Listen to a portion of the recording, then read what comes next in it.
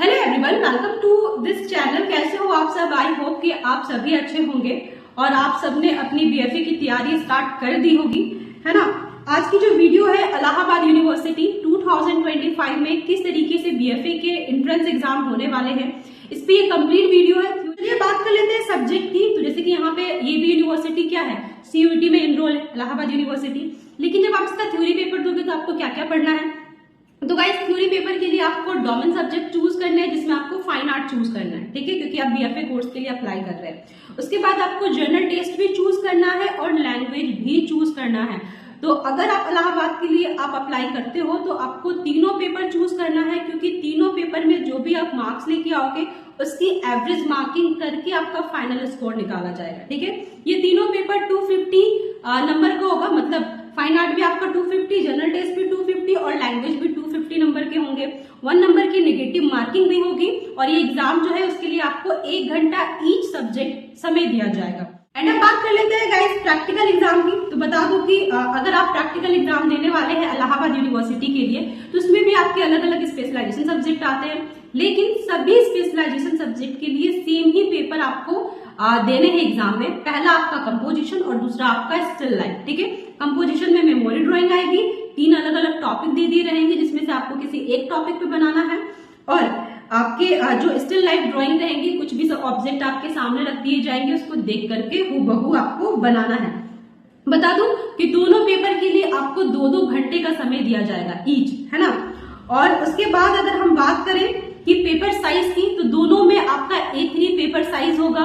जो पेपर मिलेंगे वो कार्ट्रिज पेपर मिलेंगे, जिसकी जीएसएम होगी 140 या 150। जीएसएम मतलब पेपर की मोटाई, ठीक है। तो अगर आप प्रैक्टिस कर रहे हो तो आप कार्ट्रिज पेपर पे ही प्रैक्टिस कीजिए ताकि आपका हाथ बैठा रहे।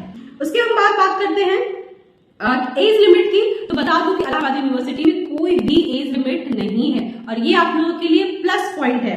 उसके बाद बात कर लेते हैं एलिजिबिलिटी की। तो वही आपको 12th में 50% होने चाहिए। 12th आप किसी भी स्ट्रीम से करो, किसी भी सब्जेक्ट से करो, डजेंट मैटर, बस आपके 12th में 50% होना चाहिए, देन आप अप्लाई कर सकते हैं।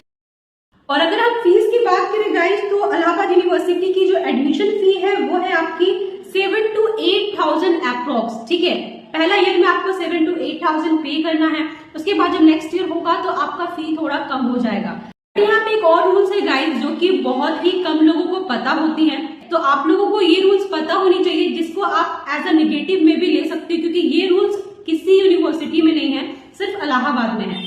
यहाँ पे ये है कि अगर आपका कोई भी ईयर गैप जाता है, ठीक है, तो आपका जितना साल गैप गया है, हर साल के अकॉर्डिंग आपने जितने नंबर लेके आए हो उसके हिसाब से आपके 5% कट हो जाएंगे।